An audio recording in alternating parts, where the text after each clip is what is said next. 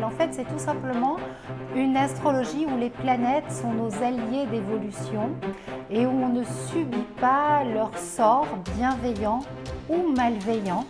En fait, c'est une astrologie non déterministe, profondément positive et surtout évolutive. Oui, l'astrologie est vraiment une lecture, un outil qui est vraiment dépendant des lunettes de l'astrologue et de celui qui va lire.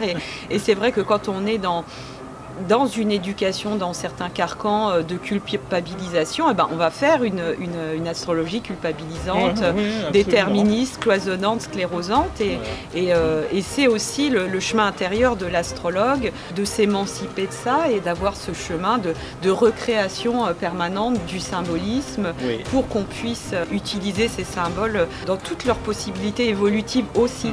Parce que c'est vrai que l'astrologie dont on va lire des bouquins d'il y a 100, 200 ans, effectivement, on n'est vraiment pas du tout dans la même énergie de ce qu'on peut vivre aujourd'hui, de tellement neuf et fatalité. Voilà, c'est ça, et d'une astrologie qui rend tellement service à l'humanité, qui nous permet de nous sortir des carcans, des croyances et d'évoluer, quoi. Par exemple, la lune noire, tout de suite on a dit dette karmique. Ouais. Ah non, pourquoi qui a décidé ça, que c'était forcément une dette karmique? C'est une dette karmique quand on s'enferme, qu'on résiste à évoluer, à se remettre en question, mais c'est un aspect d'évolution et même de dépassement de soi. Ouais.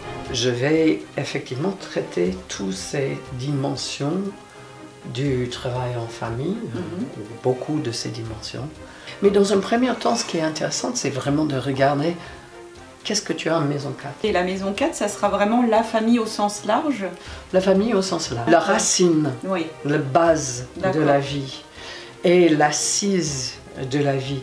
Et ce qui est là est quelque chose qu'on a besoin de travailler. Okay. Bah voilà, on a tous, tu sais, dans notre thème astral, on a tous des positions planétaires ou des aspects avec lesquels on est fâché. Tu sais, c'est le complexe, c'est comme physiquement, tu as toujours un truc sur lequel tu complexes. Bah c'est pareil au niveau astrologique, il y a un truc très souvent, il y a toujours un truc qui ne nous plaît pas. Et c'est hyper intéressant, je trouve, d'essayer de se remettre en amour ou en amitié avec ces fonctions planétaires avec lesquelles on est fâché, qui représentent, je pense, des parts de notre psyché qui sont blessées, en fait. Et de se poser la question, mais comment cette planète-là, ou cet aspect, c'est quoi la meilleure manifestation? Si moi, consciemment, je réfléchis à ça, qu'est-ce que ça donne, la meilleure manifestation possible de cette planète ou de cet aspect? Qu'est-ce que c'est? C'est un système symbolique qui porte en lui les grands mythes de l'humanité, les grands mythes que l'on a en soi.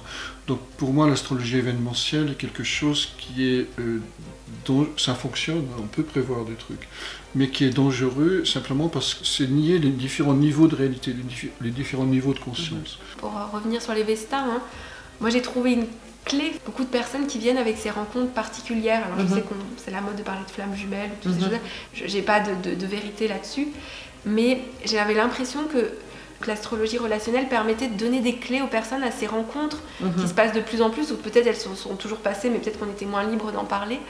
L'astrologie, j'y suis venu pour moi en fait. J'ai commencé l'astrologie comme je pense on commence la psychanalyse, quand tu as un gros pépin que tu as besoin de régler. D'accord. Et qu'il faut que tu te trouves un outil avec lequel travailler. Et mon gros pépin à moi, j'avais besoin d'abord que je le règle avec ma sensibilité, je pense.